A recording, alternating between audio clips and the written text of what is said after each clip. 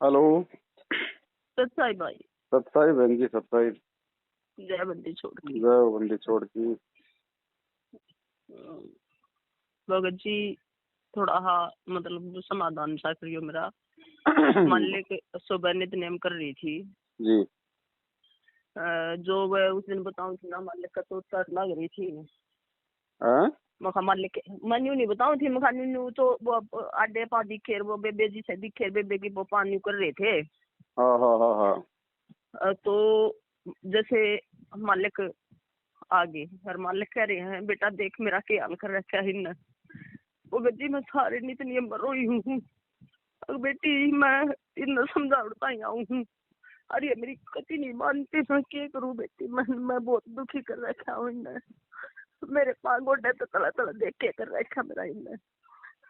मगर जी ये ना बेटा इन्हें समझाओ, ये समझ जाए पूरा, ये भी मेरे है, मैं क्या करूँ।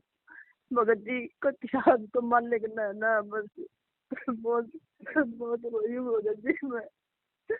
मालिक कति गणे दुखी हो रहे हैं परमात्मा।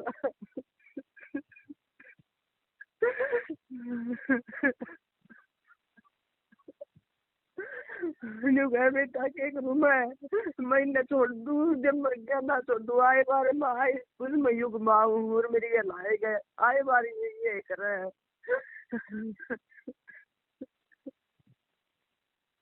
मैं कितनी बार भी आया हूँ नहीं यो करा मेरे साथ बेटा।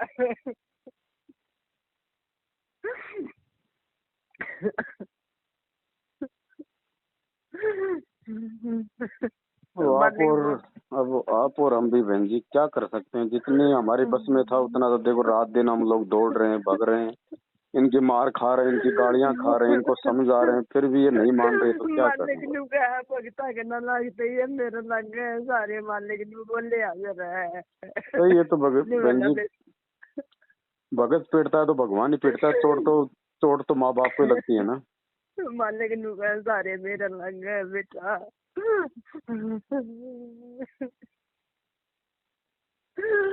बेटा भगता के लग गए सारे मेरे लग गए, पहले मन चोट खाड़ी पड़ा है अच्छा भगता तो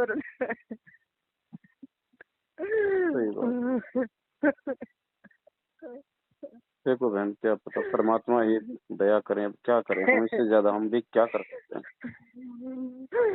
मैं तो मुझे मानने का करो मानने का ना बेटा करना तो मना पड़ेगा।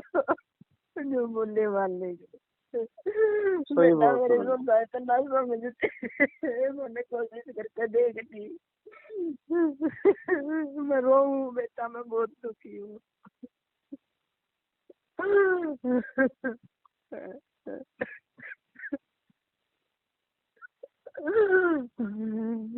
देखो बहन, आप और हमारी तो कोशिश है बहन जी, अपन तो लगे हुए हैं दिन रात समझाने में कि भाई तुम भी हमारे भाई हो, हम तुम्हारे कोई दुश्मन थोड़ी हैं, ना तुम हमारे दुश्मन हो। ये काल प्रेरणा है, थोड़ा सा मालिक से समय यातना करो, सद्बुद्धि मांगो, परमात्मा दया बख्शे। क्या कर सकते हैं, लेकिन ये अब माया का प्रभाव भी इतना जबरदस्त है ना बहन जी।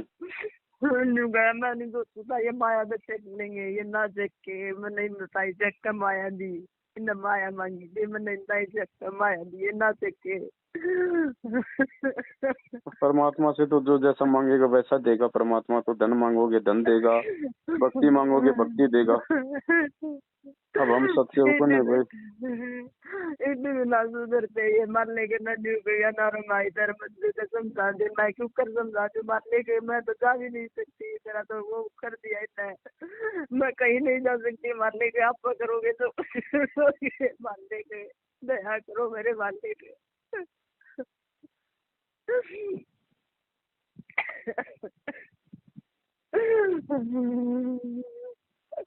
मैं मजबूरी में हो रही है, वह मजबूर है, कैटरिंग कर रही है मैं। तो बहन जी ये समझे ना समझे, अगर ये संगत भी समझ जाए, इनका साथ देना छोड़ दे, तो भी परमात्मा का बहुत सारा काम आसान हो जाएगा। मालिक का है भगत जी, कति बेटा मेरे सारे बालक दे कर गए, कति सारे मैं कर गए बेटा, मैं रोऊं, मैं काली हाथ क्यों कर जाऊँ। मालिक साफ साफ का है, मैं काली हाथ कैसे जाऊंगा।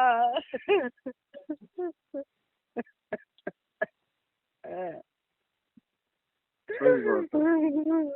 मालिक आध पौन घंटा नहीं रहे परमात्मा, मैंने सोचा बंदी छोड़ पर मालिक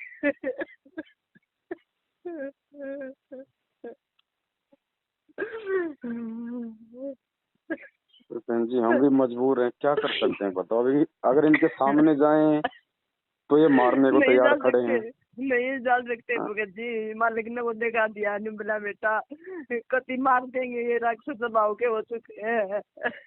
वही तो बात है ना, पूरा पूरा राक्षस रूप धारण कर रखा है।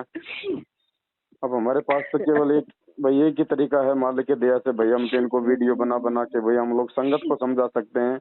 संगत अगर इनका साथ देना थोड़ा कम करेगी तो ये भाई हो सकता है थोड़े इनके भी थोड़े कर्म बिगड़ने से बचे। वह मालिक ने कहेंगे धूने बेच देंगे, जितना संगत जागेगी उतने धूना राक्षस रूप स्वभाव करेंगे। ये पता नहीं भगत जी मैं क्या ये तो है करूँ। भगत जी, मालिक ने मेरे को सब कुछ दिखा दिया, मालिक ने मैं क्या करूँ। जितना संगत जागेगी उतना ये तो राक्षस रूप धारण करेंगे। उतने ज्यादा हो गए मालिक ने कहा भगत जी मैं क्या करूँ। मैं क्या करूँ मालिक, मैं नहीं बोलती मालिक, मैं तो कुछ बुद्धि जी हूँ, मैं कुछ नहीं कर सकती मालिक। मेरा तो आपके सिवाय कुछ भी सुना मालिक, आगे बात है। देखो फिर भी बहन जी अंत में परमात्मा ही दया बख्शेंगे, मालिक ही दयालु है। रास्ता तो मालिक ने निकालना है बहन जी, हम तो उनकी प्रेरणा से ही चल सकते हैं।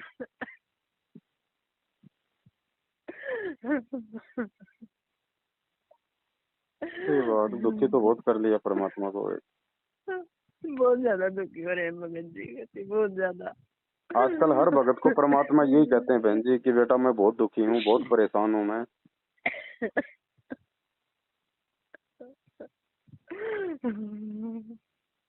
अब संगत है, संगत इतनी नादान हो चुकी है, अब क्या बताएं इनको, ये भी नहीं पता कि वो जेल है, वो कोई 5 स्टार होटल नहीं है, वहाँ पे कैदी समझ के काम लिया जाता है।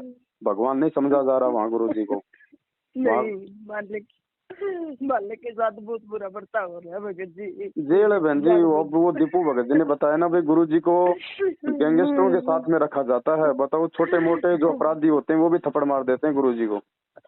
अब यो भगवान है, बताओ यो किसकी तरफ उल्टा हाथ करे। वो गैंगस्टर भी उसी के नहीं कर बच्चे, सकते हम भी उसी के नुगा। बच्चे, सब मालिक उसी के मालिक बच्चे। खुद का है इस बात ना नुगा, मेरे सारे बच्चे हैं, मैं किसका बुरा करूं, मैं किसी का हाँ। नहीं कर सकता। हर बार मेरे साथ यही होता है, मैं जितनी बार भी आता हूँ हर बार मेरे साथ यही होता है। लेकिन बहन हम कोशिश करें, हम प्रयास करें, जिन जिन आत्माओं को समझ में आ गई वो तो कम से कम अपने गुरु भगवान को प्रसन्न करने का प्रयास करें। हम तो जिस राह पे चल रहे हैं भाई उसी राह पे हम चलेंगे, जैसे हमारे बाप ने बताया समझाया है। और कोशिश तो रहेगी भाई भाई बहनों को समझाने की, और वही कर रहे हैं 7 साल से बहन जी, सब कुछ छोड़ छाड़ के। समझ जाएंगे तो इनका भला, और नहीं समझेंगे तो भाई के परमात्मा को जबरदस्ती तो कर नहीं सकता बहन जी। अब ये तो समर्थ है, लेकिन काल के साथ एग्रीमेंट भी हो रखा है परमात्मा का, क्या करे बताओ। एग्रीमेंट मेरे भगत जी ने कहा मेरे सारे बच्चे हैं, मैं किसने दुखी करूँ, मेरे तो सारे के सारे मेरे हैं, मैं किसने दुखी करूँ, किसने के कहूँ मैं। बात तो मैं सही है, मजबूर लेकिन हूँ। अब रोता तो परमात्मा इसलिए है ना कि भाई मेरे कि भाई जैसे ये कर्म कर रहे हैं इनके परिणाम ये खुद ही भोगेंगे ना आगे चल के। तो मालिक को तो वो परिणाम दिखाई दे रहा है उनका आंखों के सामने कि कल को इनके साथ में क्या बनेगी। मेरा इनका वो होगा विनाश होगा जिस दिन मैं नहीं दुखा होगा, मालिक अरे ताई कहेंगे भगत जी इनका विनाश होगा जिस दिन मैं रहूंगा। सही बात है, माँ बाप भाई बेटा बेटी के सुख दुख में तो माँ बाप ही सुखी दुखी होते हैं। फिर तो ये मानते नहीं, फिर मैं रहूंगा, मालिक अरे ताई कहेंगे भगत जी। अब यहाँ पर हमारे लिए भी एक संदेश दिया मालिक ने कि भाई बच्चों आगे बढ़ो, थोड़ा बढ़ चढ़ के थोड़ी मालिक की सेवा में लगो, भाई बहनों को समझाओ थोड़ा। अब ये है कि भाई हम थोड़ा दूसरा तरीका अपनाएंगे परमात्मा के दया से। भाई अब अपने अपने घर घर में मालिक को भोग लगाओ भाई, जैसे आप करते हो, 2-4 भाई बहन आस पास के आ जाए, क्योंकि हम मैसेज डालेंगे तो फिर ये भाई फिर वो ही करेंगे हाँ भगत जी, राक्षस करेंगे रूप बहुत धारण ज्यादा, करके आ मालिक ने जाएंगे। बता दिया साफ साफ, और ज्यादा करेंगे भगत जी, ये बहुत ज्यादा करेंगे। हाँ हाँ हाँ हाँ हाँ।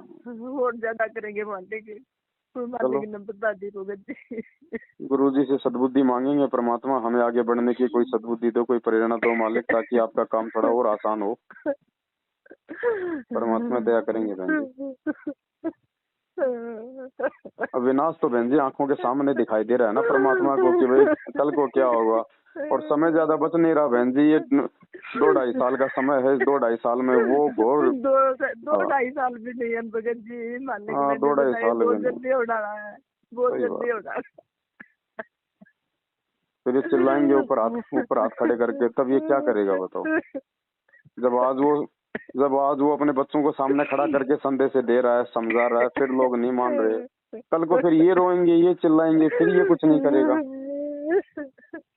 रोना तो उसका आज भी है, रोना उसका कल भी है बहन जी।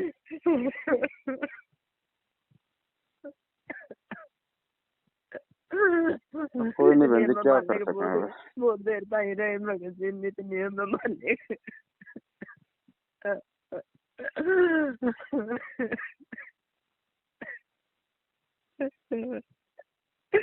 हम के करा भगत जी, मैंने मालिक तक गई, मालिक हम के कर सका, हम तो नाम कुछ भी नहीं कर सकते। ना बहन जी, कुछ नहीं कर सकते। हम गुरु जी से प्रार्थना करेंगे सारे भाई बहन की, परमात्मा वो भी आपके बालक है, मालिक दो थोड़ी सद्बुद्धि उनको। मालिक ने दिक्कत ना मानना बेटा हुए राक्षस स्वभाव धारण कर चुकी है। माने तो कहाँ बहन जी, 22 साल परमात्मा आश्रम में रह के समझा गया, जब नहीं मानी तो आज क्या मानेंगे वो।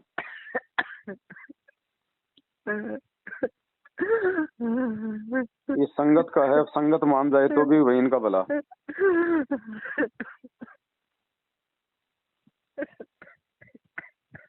कोई बात नहीं बहन जी, अब क्या कर सकते हैं, हम सब परमात्मा ही करेंगे करने को तो। बाकी हम तो करना तो नहीं ना भगत जी, चलो हम सोच समझ के चल रहे हैं, वो भी एक बहुत बड़ी मेहरबानी उस परमात्मा की। कम से कम परमात्मा भाई जो सही राह पे चल रहे हैं उनको देख के परमात्मा खुश हो लेंगे। मालिक ने अपने पास दिखा कर मेरी बेटी के पास दिखाई तो मिला, देख बेटा मेरे भी से कर रखे है, मैं क्या करूं, देख बेटा मेरे भी से कर रखे है, मैं क्या करूं। सही बात है। नहीं, शारीरिक रूप से दुर्बल तो बहुत हो गए परमात्मा। मैं भी चालन जो गाना जोड़ रहा क्या बेटा। सही कह रहे हो आप। एक बरवाड़े का भगत था, उसको भी परमात्मा ने ऐसे दर्श दिखाया था। उसने परमात्मा को बांध भर के चारपाई पे बैठाया, बोले बेटा, बोले मैं कमजोर हो गया हूँ, बोले देख मेरे से नहीं उठा जा रहा। उसने परमात्मा को गोद में लेके मालिक ने देखा दिया, देख बेटा मेरे पैर कैसे हो रहे हैं, देखो मेरे पैर कैसे हो रहे हैं बेटा, तेरी बेटी जैसे हो रहे हैं। मैं भी चालन का नादा लेकिन नहीं बोलने भगत जी। मैं भी न चालन दूंगा ना सुन रहा क्या बेटा।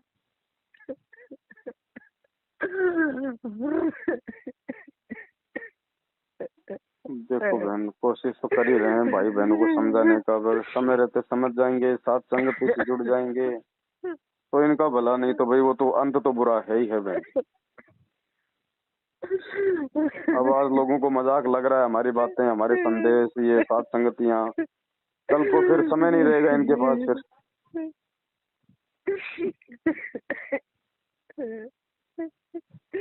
वही बात, अब काल जिसकी बुद्धि पे बैठ जाए तो बहन जी फिर वो सही गलत का निर्णय भी नहीं करने देता। नहीं कर सकते भगत जी, कुछ नहीं सोचते, लेकिन मैंने इतना धन दिया इनको, सब कुछ दिया इनको, और फिर भी सुधर के बजाय उल्टे झगड़ रहे हैं।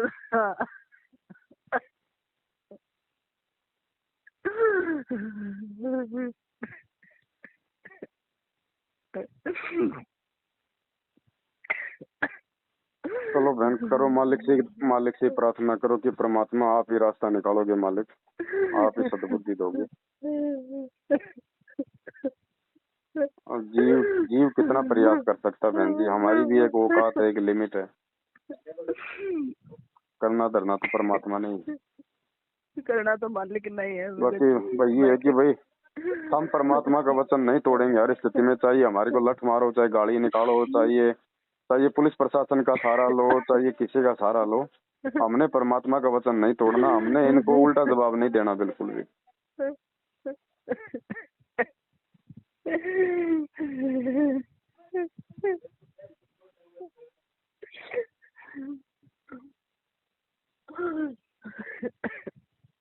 चलो ठीक है बहन, दया परमात्मा की, जैसे मालिक की मर्जी हो आगे। सच्चाई बहन जी, जय हो बंधु छोड़।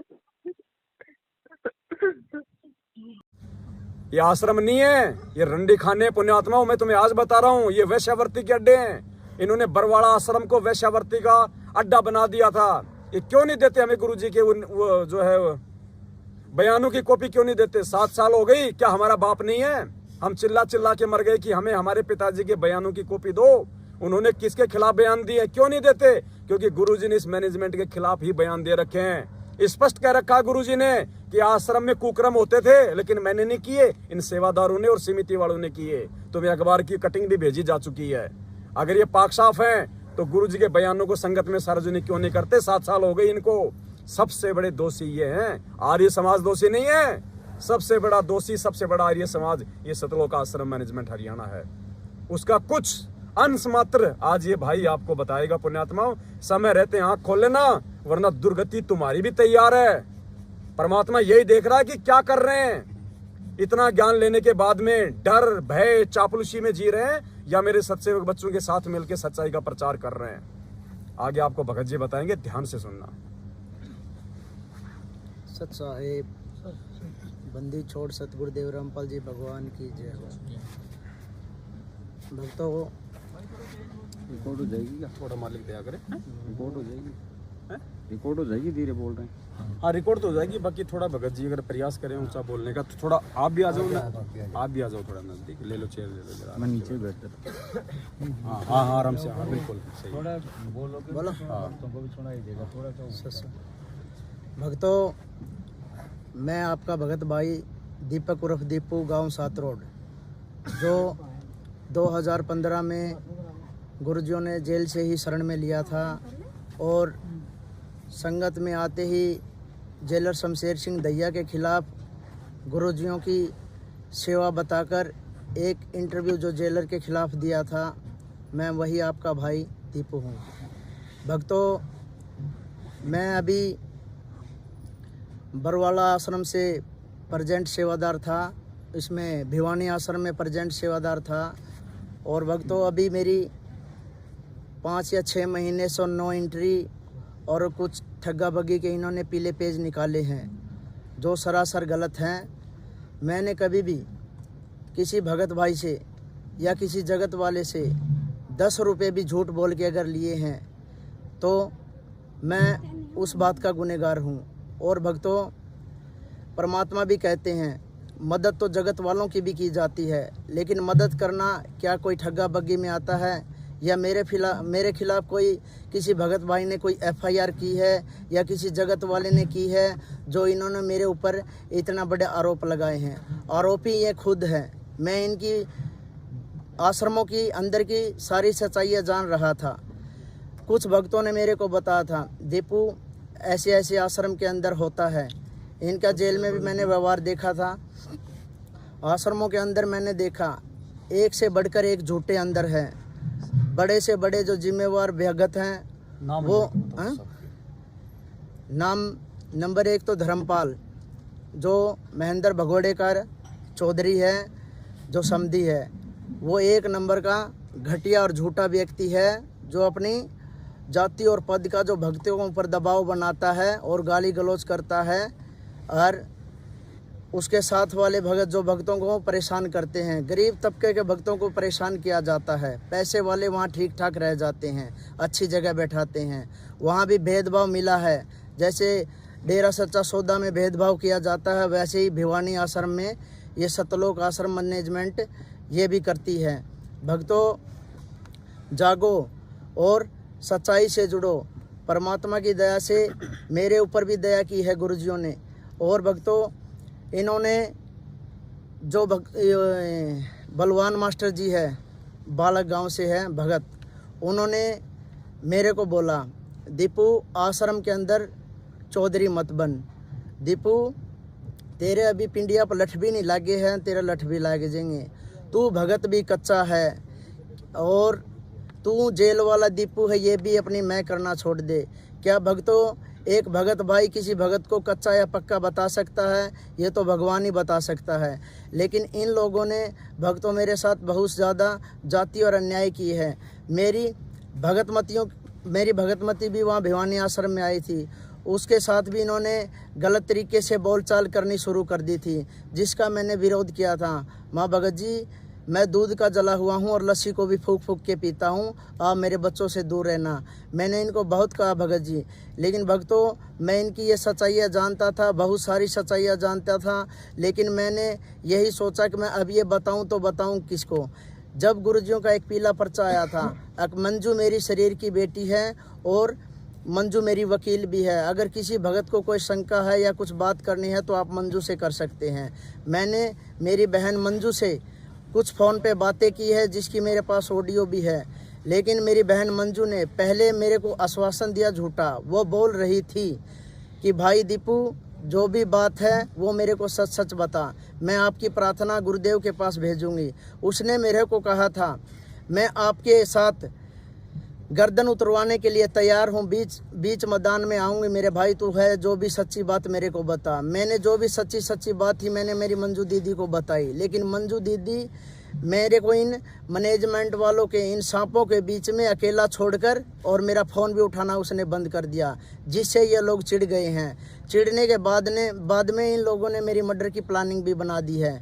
और भक्तों, हर प्रकार से भिवानी आश्रम के अंदर भक्तों को बिगाड़ा जाता है। जैसे परमात्मा ने मेरे को जेल से बढ़िया भगत, मैंने ज्ञान आधार पर भक्ति स्वीकार की थी और गुरुजियों ने बढ़िया ज्ञान देकर मेरे को भगत बनाया था, लेकिन बाहर आते ही संगत में इन मैनेजमेंट वालों ने मेरा कितना मिसयूज किया, मेरे को गुंडों की तरह यूज किया, मेरे को लठ मारने के लिए भेजते थे, मेरे को पवन का भी टारगेट दिया था। जयपुर में एक साथ संगति थी और इनके मर्डर के लिए भी इन्होंने बोला था। इनको पता था दीपू गुर्जियों पे ब्लाइंड फेथ है और ये एक ऐसा संकी सा बच्चा है जो किसी भी टारगेट को लेता है तो सीधा चलता है, इसको पीछे का नहीं पता। और हालांकि मैं उस घटना को अंजाम भी दे देता। और भी भक्तों, कई सारे ऐसे वाक़े हैं जहां पर इन्होंने मैं लड़ाई झगड़ों में गुंडों की तरह मिसयूज किया हूं, लेकिन मेरे गुरुदेव ने अब मेरी आंखें खोल दी है। अब मेरी नो एंट्री होने के बाद में मैंने प्रार्थना 3 या 4 बार इनके माध्यम से गुरुजियों के पास भेजी है, जो कि ये मेरी प्रार्थना वहाँ नहीं भेजना चाहते गुरुजियों के पास। तो अभी बसंत भगत जियों से मैंने प्रार्थना लगवाई थी, तो बसंत भगत जियों ने ये बोला है, भाई अभी गुरुजी दीपू आपसे गुरुजी आपके बारे में पूछ रहे थे कि दीपू को अभी आश्रम के अंदर सेवा नहीं देनी है। तो मैं कहा ठीक है भगत जी, जैसी परमात्मा की रजा। लेकिन भक्तों, जो ये मेरी नो एंट्री हुई है, मैंने आश्रम के जो मेन जिम्मेदार सेवादार थे उनका आचरण देख के भक्तों, मैंने मेरे गुरुजियों से प्रार्थना लगाई थी मंजू के माध्यम से। मैंने गुरुजियों से बोला था, गुरुजी कुछ आश्रम के जिम्मेवार भगत जो मैनेजमेंट के मुख्य सेवादार हैं, जो अपनी जिम्मेवारी से और अपने ईमानदारी भाव से कोई भी सेवा नहीं करते, ये सब गलत करते हैं। आपका कोई भी आदेश आता है तो संगत में तोड़ मरोड़ कर ये पेश करते हैं। मैंने अपने गुरुजियों से अपने आश्रम की मुख्य सेवा के लिए प्रार्थना भेजी थी। गुरुजी, मैंने कुछ भक्तों से सुना था, भक्तों से ये सुना था कि भाई बरवाड़ा आश्रम में किसी भक्त ने गुरुजियों से प्रार्थना लगाई थी। प्रार्थना लगाने से वो भगतजियों ने गुरुजियों को बोला था, गुरुजी आप आश्रम के ये जो पुराने भगत है, जो मैनेजमेंट वाले हैं, ये जिम्मेदारी और ईमानदारी से सेवा नहीं करते। तो गुरुजियों ने उस भगत को बोला था, बेटा ये सेवा आप संभालो, इनको मैं घर भेज दूंगा। लेकिन उस भगत ने कोई बहानाबाजी करके वो बात गुरुजियों की अस्वीकार कर दी, जिससे गुरुजी बोले ईमानदार यहाँ आएंगे नहीं और निकम्मों से मैं अपना काम लूँ ना लूँ, पर मेरा काम कैसे चलेगा। लेकिन भक्तों, इसी प्रार्थना को आगे लेते हुए मैंने मेरे गुरुजियों से प्रार्थना लगाई थी, गुरुजी मैं आपका एक ईमानदार और सच्चा भगत हूँ, आप जिस तरीके से भी दास से सेवा करवाएंगे, सेवा तो परमात्मा सारी की सारी आप ही करते हो, सारी सेवा आप ही तैयार करते हो। लेकिन ये लोग तो और जो हैं, ये मैनेजमेंट वाले हैं, जो आपके रिश्तेदार बताते हैं, ये अपनी चौधर करते हैं। लेकिन हे परमात्मा, चौधर करते हो ये हमारे भगत भाइयों को बहुत ज़्यादा परेशान कर रहे हैं। लेकिन गुरुजी, हमने तो आपसे ये प्रार्थना लगवाई थी कि मंजू के माध्यम से, मंजू ने मेरी पहले सारी बात ले ली थी, माँ दीदी ऐसे ऐसे यहाँ गफलत करते हैं, ऐसे ऐसे ये बहनों के टॉर्चर करते हैं, ऐसे ऐसे ये। और भगत भाइयों को परेशान करते हैं। एक भगत भाई को कोई गरीब है, अगर उसको कुछ पैसों की गुरुजियों से मदद मिलती है तो उसकी प्रार्थना करते नहीं, और जिसका ठीक ठाक जुगाड़ है, जो ज़मीन से भी किले वाला है, उसको वहाँ से गुरुजियों से बेनिफिट मिल जाता है। लेकिन भक्तों, अब मैं साथ संगति से जुड़ गया हूँ। साथ संगति से जुड़ने वाले मेरे को परमात्मा ही है। मैं बड़ा विचलित था, मैंने गुरुजियों से प्रार्थना करी थी, गुरुजी मैं दो मोड़ों पे आके खड़ा हो गया हूँ। एक तरफ तो बरवाड़ा आश्रम, ये सतलोक आश्रम की जो मैनेजमेंट की टीम है, एक तो ये है जो छक्कर भक्तों को दुखी करती है, जिनमें से इनका शिकार मैं भी हुआ हूँ। और दूसरी तरफ ये पवन भगत जी है, जो गुरुजियों की ऑडियो से तो ये गुरुद्रोही डिक्लेयर है, लेकिन परमात्मा ये कभी भी आपने सत्संग में बताया है भाई गुरुद्रोही की क्या पहचान होती है। गुरुद्रोही गुरुजियों की छिक्के, निंदा, चुगली, तरह तरह के आरोप लगाता है। लेकिन गुरुजी आपकी दया से हमने इनकी ऑडियो सुनी, परमात्मा हमने तो इनमें गुरुद्रोही वाला एक भी लक्षण नहीं मिला।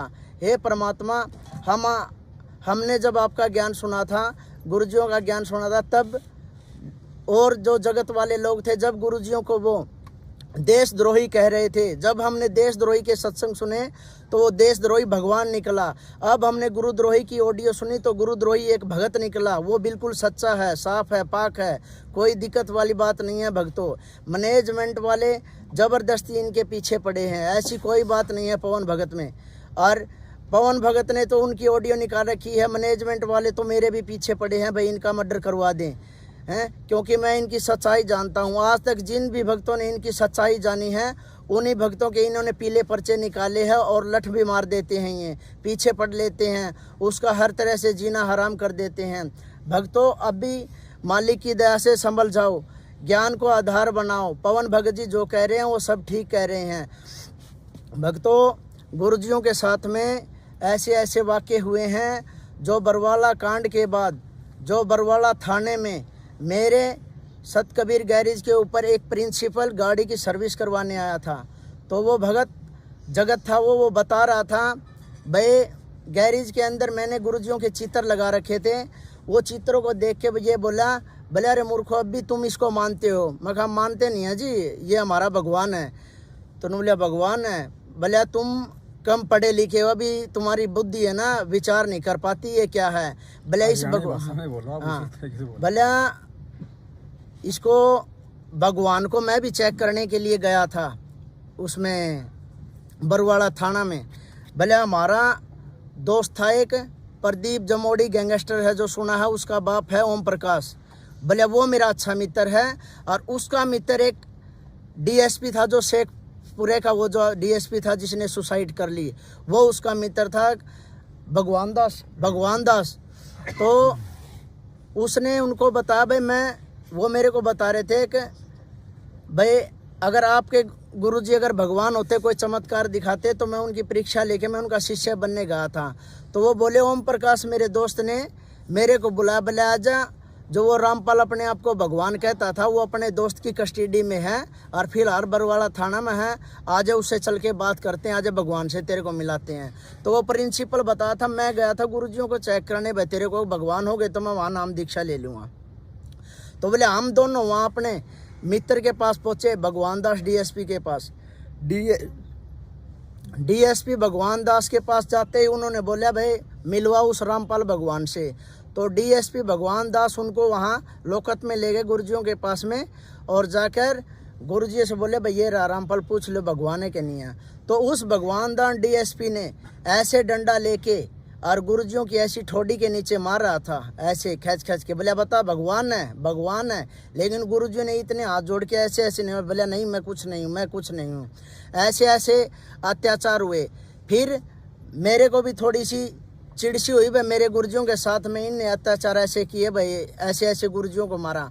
तो फिर मैंने उस प्रिंसिपल को बोला, माँ प्रिंसिपल जी अब ये बताओ, चलो हमारे गुरुजियों के साथ में तो आपने भगवान दास डीएसपी ने, आपके दोस्त ने ऐसे उसको लाठियाँ मार दी गुरुजियों के ठोड़ी के नीचे, लेकिन अब ये बताओ उन दोनों को क्या परिणाम भुगतने हुए? बोले परिणाम क्या भुगतने? मैं ये बताओ पहला भगवान दास डीएसपी कहाँ गया? तो वो प्रिंसिपल बोला उसने उसकी डेथ होगी। मैं ये बता डेथ कैसे हुई है? वो बोले डेथ तो उन्होंने अपनी सुसाइड कर ली भाई, गोली मार ली थी। कोई फाग वाला दिन गांव में कांड हो गया था और जिस तरह उन्होंने 1-2 मर्डर और कर दिए थे गांव में, उसके बाद में वो हड़बड़ाया गया था, उसने अपने आप का रिवॉल्वर से गोली मार ली, सुसाइड कर ली। मगर अब दूसरे नंबर पे ओम प्रकाश का बता क्या असर हुआ? भले ओम प्रकाश तो जीवित है, मैं कहा जीवित नहीं, उसका फैमिली में क्या हुआ? भले ओम प्रकाश का जो लड़का प्रदीप जमौड़ी गैंगस्टर था, भले उसका एक प्रदीप काला ही गैंग का ही बंदा था, उसने उस प्रदीप जमावड़ी को, उसके लड़के को भी मार दिया और साथ में ही उसकी माँ को मार दिया। मगर देखो उसका भी घर उजड़ गया। मगर प्रिंसिपल जी अब नंबर आपका है भाई, आप भी गुरुजी में परीक्षा लेने गए थे, दोनों को तो ये सबक मिल गया है। अगर आप अच्छी चाहते हो तो ज्ञान आधार पे गुरुजियों से समय याचना कर लो। अब तीसरा नंबर आप कहा, आपके साथ देखो अब क्या बनेगी। तो भक्तों और भी बहुत सारे ऐसे वाक्य हैं। एक गैंगस्टर है रोहतक का राजेश सरकारी, जब मैंने गुरुजियों से नाम दीक्षा ली तो उस गैंगस्टर ने मेरे ही 10,000 रुपये की मदद की थी, जो मैं जेल से बाहर आया था छुट्टी भरवा के। तो उस गैंगस्टर ने बोला नुले दीपू हमारे रोहतक एरिया का है तेरा गुरुजी, यार बोले तने कौन गुरु बनाया है? बोले इस तेरा गुरु का तो बोले अपना एक गैंगस्टरों में और उनका बच्ची था सर्कल का ही, बोले अपने बच्ची ने थप्पड़ मार दिया गुरुजियों का। रोहतक पेशी पर जावत है उसमें जो गाड़ी में जाते हैं। तो मैं मखा भगत जी, मखा मेरे भाई राजेश कोई बात को नहीं, गुरुजियाँ का थप्पड़ माँ साधु संत्या का चप्पल डले थप्पड़ लात गुस्से ये गाल ये बांडा, अगर मैं कोई दिक्कत वाली बात को नहीं। अगर मखा गुरुजियाँ का आदेश ये आ जाए भाई इस लड़के ने, इस गैंगस्टर ने मेरे को थप्पड़ मारा है, तो मम्मा खाई ये जो भगत है ना, ये अपने परमात्मा के लिए कुछ भी कर सके है, जिसमें से मैं भी हूँ, कुछ भी कर सकूँ हूँ। लेकिन हम मर्यादा बंदे हैं भाई, कोई दिक्कत को नहीं, हमने कुछ नहीं कहा। मगर अगर इसके बच्ची के जो इमात वाले हैं, इमातियों को भी देख लेंगे फिर तो, अगर गुरुजी आदेश देते। लेकिन गुरुजी ऐसा आदेश देते नहीं भाई किसी को लठ मारो, थप्पड़ मारो, गाली गलोच कुछ भी दो। लेकिन पता नहीं भक्तों ये कहाँ से ये लठबाज, ये गुंडे, ये बदमाश, ये बलात्कारी ये कहाँ से पैदा हो गए?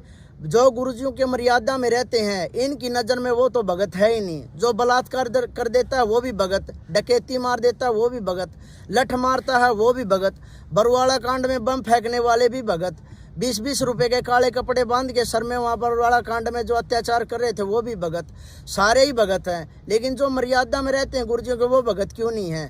गुरुजियों ने बोला भाई ज्ञान को आधार बनाओ। हैं संगत के अंदर स्वांगी भी बहुत है, बहुत ज़्यादा स्वांग करने वाले मिलेंगे आपको। हंस और बुगले की पहचान भी बताइए गुरुजी, दोनों एक जैसे होते हैं, लेकिन हंस कौन सा होता है, बुगला कैसा होता है, सब कुछ बताया गुरुजियों ने। भक्तों आपकी आंखें कब खुलेगी? हर प्रकार से गुरुजियों ने ज्ञान दिया हमें भाई, आप इनको देखो, ध्यान से देखो, ज्ञान आधार से देखो, इनका आचरण देखो, बोलने चलने का व्यवहार देखो। अभी देखो भक्तों संगत में कितने मैटर जो उजागर हो रहे हैं, चोरी के हो रहे हैं, जारी के हो रहे हैं, बलात्कारी के हो रहे हैं, हर तरह के मैटर हो रहे हैं। कभी ये पीले पर्चे निकाल रहे हैं, ये सभी के सभी फर्जी निकल रहे हैं। किसी का किसी तरह से निकाल देते हैं, किसी का किसी तरह से निकाल देते हैं, अपनी मनमानी चलाते हैं। और ये मंजू बहन से मैंने पूछा था, मगर बहन ये जो आश्रम के सेवादारों से अपने घर पे ले जाके काम करवाते हैं, इनका क्या होना चाहिए? बोले भाई घर पे ये काम करवा हुआ है, ये बात तो गुरुजियों के आदेश को नहीं। बोले गुरुजियों के आदेश है, जो वांटेड भगत हैं, वांटेड भगत अपने घर के काम के लिए आश्रम के सेवादारों को ले जा सकते हैं। फिर मगर बहन जी मन ये बताओ, ना तो धर्मपाल वांटेड और ना वो वकील भगत जी वांटेड, ना ये वो कौन है वजीर और वांटेड, ये जो वांटेड नहीं है ये हमें अपने घर पे काम करवाने के लिए जाते हैं, ये क्या मैटर है? तो वो बोली ये बात तो गलत है भाई, मर्यादा तबार। मैं कहा ये मर्यादा तबार चले दीदी, इनके खिलाफ कोई एक्शन करो।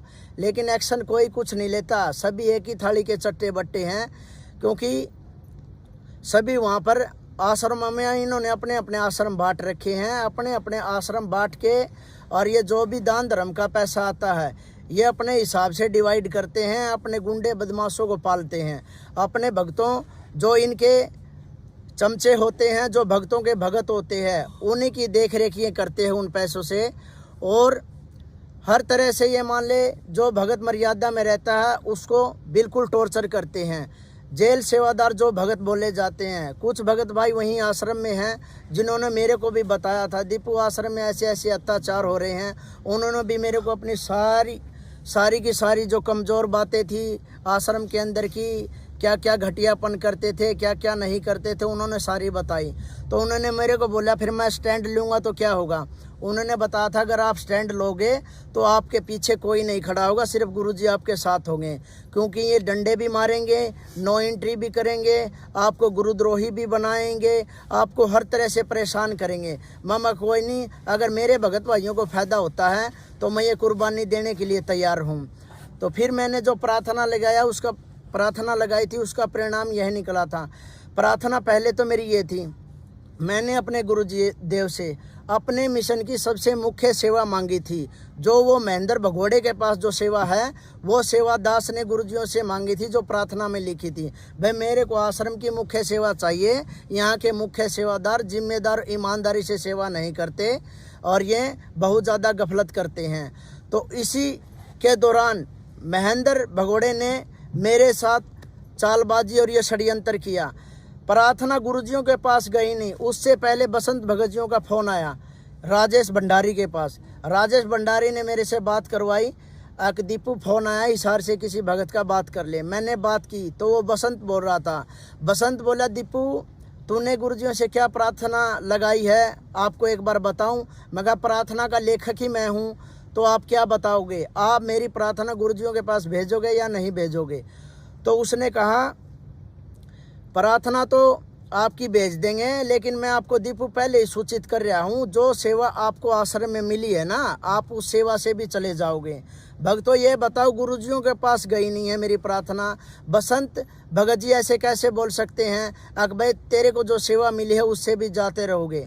लेकिन भक्तों ये सारा का सारा इन्हीं का मैटर है। ये जब चाहे जिसकी यस या नो, ये इनको जो भी कुछ करना है इनके हाथ में है। गुरुजी से ये कुछ आदेश नहीं लेते, गुरुजियों के ऊपर तो ये खुद दबाव बना लेते हैं।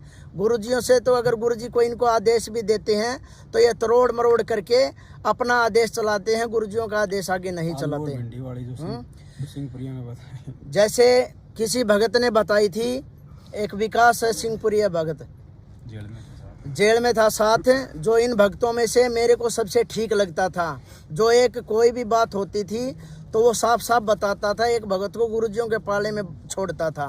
तो वो कहते थे बोले दीपू जैसे ये संगत में तरोड़ मरोड़ के जो गुरुजियों का आदेश पेश करते हैं, तो वो भगत बता रहा था अगर गुरुजियों ने किसी भगत को आदेश दिया है अक बेटा आलू खा लो, तो भगत का कर्तव्य क्या बनता है, भगत की हिम्मत होनी चाहिए, गुरुजियों का आदेश है आलू कच्चा ही खा जाएं। लेकिन ये क्या करते हैं, गुरुजी आलू से बाई होती है, क्या हम भिंडी खा सकते हैं, तो गुरुजियों को मजबूरन कहना पड़ता है खा लो भाई अपनी चला लो हैं। तो ये ऐसे ही करते हैं, गुरुजियों का कोई भी आदेश आता है तो ये सिचुएशन के नाम पे उस आदेश को तरोड़ मरोड़ के पेश करते हैं संगत में, जिससे संगत भ्रम में फैल जाती है। संगत में मेरे को इन्होंने जेल के अंदर बताया था, बरवाड़ा आश्रम के अंदर ये मर्यादाएं थी, गुरुजियों का ऐसा आदेश था, ऐसे आदेश थे, वहाँ कोई माता या जैसे बहनें या भाइयों के साथ में 5 मिनट से ज़्यादा नहीं बात कर सकती, और कुछ देर तक ही मान ले 5-10 मिनट के आसपास ही मान ले नज़दीक खड़े रहते हैं। लेकिन भिवानी आश्रम में मैंने सब उल्टा देखा, वहाँ 2-2 घंटे तक भगत और या उनकी भगतमती या कोई अन्य बहनें 2-2 घंटे के इर्द गिर्द वहाँ इकट्ठे बैठे रहते थे। मैं देखता था, मम्मा का वो जो ये बता रहे थे बरवाड़ा आश्रम में जो नियम है वो तो यहाँ नहीं है। हर प्रकार से वहाँ नियमों की तार-तारी धज्जियाँ उड़ा रखी है। चाय ये पहले बताते थे पहले ऐसे चाय बनती है, एक में फीकी डलती है एक में मीठी डलती है। वहाँ भिवानी आश्रम में क्या था भक्तों, सारे के सारे अपना अपना ऑर्डर चलाते थे, जिसमें से मैं भी अपना ऑर्डर चलाता था। भाई 4 मीठी बना दे, फीकी बना दे, अदरक तेज की बना दे, सौंफ सोडा डाल दे, सब के अलग अलग वो थे। लेकिन उनको कोई ऐसे कहने वाला नहीं था भाई ये ऑर्डर क्यों मार रहे हैं, भला चलने दो जैसे चल रहा है। वहाँ हर प्रकार से भक्तों की मर्यादाओं को खंडित करवाया जाता है। कोई भी भगत भाई हो, बाहर का कोई भी मैटर हो जाता है, युवा भक्तों को एसी एक्ट वालों को ये यूज करते हैं, भला जाओ तुम झगड़ा करो। झगड़ा होते हैं तो ये मैन भगत आगे नहीं जाते, हम गरीब तबकों के भक्तों को आगे कर देते हैं। केस बनते हैं, लाठी डंडे मारने हैं या खाने हैं, वो सिर्फ हमारा मैटर रह जाता है। फिर मेरे को तो किसी मेरे भगत भाई ने बताया था, मेरे कुछ भगत भाई जो गुड़गांव से थे वो जेल के आगे गुरुजियों की एक वाणी के हिसाब से मान ले वो वहाँ अटके थे। एक पुस्तक आई थी गुरुजियों की, उसमें एक वाणी लिखी थी, एक हेडिंग थी, गुरुजियों ने उसमें लिख रखा था, क्या इस जेल रूपी तसले के ऊपर आप अपना माथा भी नहीं टेकना चाहोगे। वो जो हेडिंग थी उन भक्तों को चुभ गई थी, जिसकी वजह से वो गुड़गांव से अपना घर छोड़कर गुरुजियों के यहाँ जेल के सामने 10-15 दिन तक लगातार बैठते थे। तो मैनेजमेंट वालों ने क्या किया, भाई ऐसे तो ये खेल खराब हो जाएगा, ये इतने भगत यहाँ पर आके बैठते हैं। तो इन्होंने भक्तों को हमारे को बोला लठ मारने के लिए, लेकिन मैंने मेरे एक भगत भाई को बोला, मैंने उससे पूछा, माँ भगत जी फला फला भगत है, उनके लठ मारने के लिए बोल रहे हैं, भाई उनको उठाओ। तो वो भगत जी मेरे को बोले, भले दीपू तू ये बता, तू कोई भाड़े का गुंडा है क्या, या कोई टपोरी है तू परमात्मा का भगत है। अगर वो गुरुजियों के लिए वहाँ जेल के आगे बैठे हैं तो इसमें तेरा क्या जाता है। वो पाप और पुण्य उनका है, जो बनेगी उनके साथ बनेगी, गुरुजी उनको बेनिफिट दे या कुछ उनसे नाराज हो वो तो उनका मैटर है, लेकिन तुम्हें डंडे मारने का आदेश किसी ने दिया। मैं गुरुजियों का आदेश बता रहे हैं।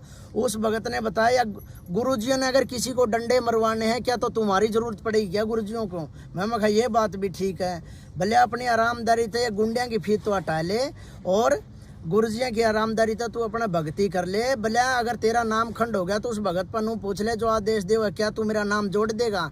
उसी दिन से मैंने तो कान पकड़ लिए थे, मैं कहा मैं इनके इशारे पे कोई भी गुंडागर्दी नहीं करूँगा। उसके बाद में इनको ये पता लग गया भाई इसको सच्चाई का पता लगने वाला है, तो इन्होंने मेरे को हर बात पे मजबूर किया है। हर भक्तों ने मान ले, किसी ने मेरी उंगली भी उसी ने काटी है और मेरी मदद भी उसी ने की है। हर प्रकार से इन्होंने मेरे साथ टॉर्चर किए हैं। ऐसा कोई टॉर्चर नहीं है जो मेरे साथ नहीं हुआ है, लेकिन मैं भी परमात्मा का ज्ञान आधार से जुड़ा था। मैं भी यही सोचता था, माँ गुरुजी बताते हैं जो होता है अच्छे के लिए होता है, मैं कहा होने दो जो होता है। आज स्थिति यह आ गई है, परमात्मा की दया से सात संगति से मेरे को जुड़ना पड़ गया है, जिसमें से जो पवन भगत जी जो सात संगति को हैंडल करते हैं, इसमें ये क्या है, भगतजियों को गुरुजियों की ऑडियो ने गुरुद्रोही डिक्लेयर किया है, लेकिन गुरुजियों ने हमें ज्ञान भी दिया है। ज्ञान आधार से देखें तो पवन भगतजियों पे कोई बात सटीक नहीं बैठती है। इन्होंने ये सब का सब मैटर दबाव में गुरुजियों से करवा रखा है। बार बार अगर किसी भगत की झूठी शिकायतें लगाओगे तो गुरुजी यही कर लेते हैं, ले ठीक है वो मेरा भगत है, अपने आप हटेगा तो नहीं। है परीक्षा इनकी भी है और भक्तों की भी है। अब ये तो हटे नहीं है, मैनेजमेंट वालों ने इनका देख लिया, भाई दिन भर पल रहा सत्सेवकों का भारी होता जा रहा है।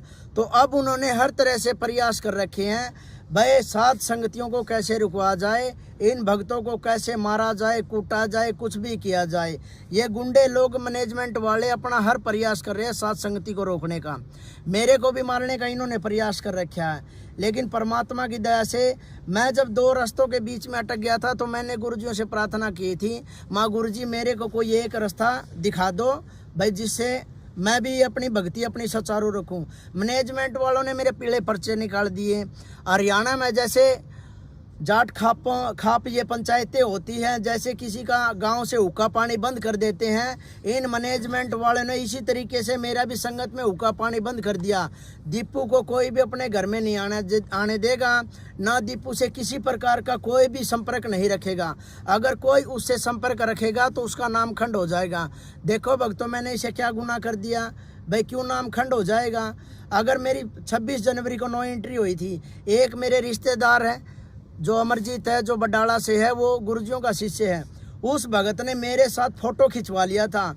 उस भगत का फोटो के ऊपर भी इन्होंने नाम शुद्ध करवाया, बोले आपका नाम खंड हो गया, आपने दीपू का सहयोग किया है, भाई फोटो खिंचवा लिया। भक्तों ये क्या ड्रामा है, फोटो खिंचवाने से थोड़ी कोई नाम खंड हो जाता है, हैं?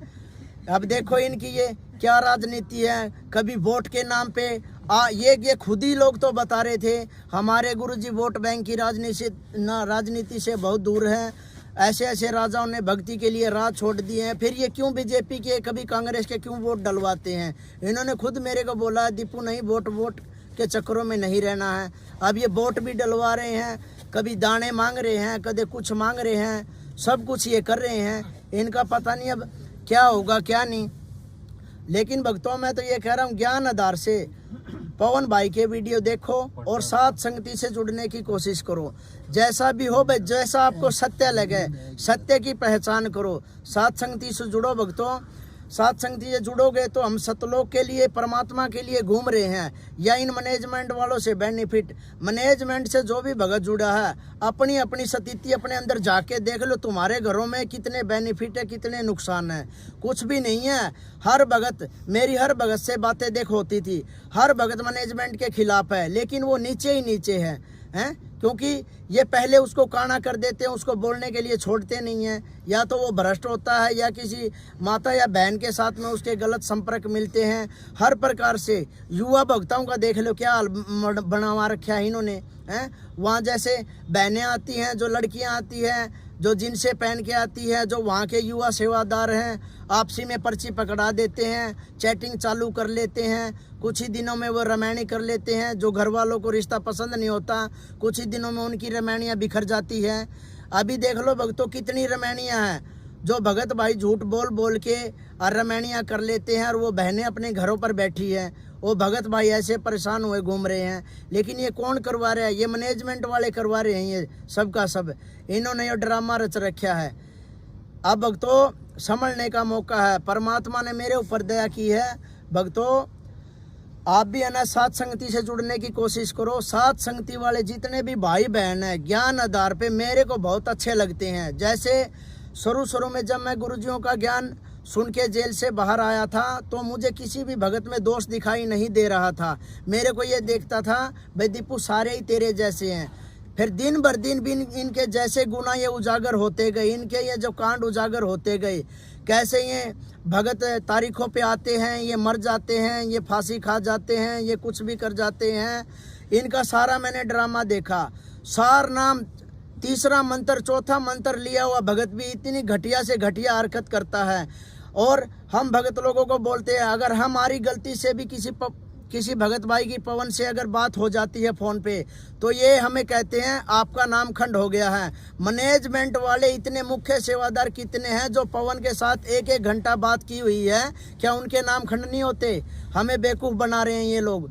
भक्तों परमात्मा की दया से पवन की साथ संगति जो पवन ने परमात्मा के माध्यम से ये चला रखी है, इस पे विचार करो भक्तों। और परमात्मा की दया से साथ संगति में जुड़ने का प्रयास करो।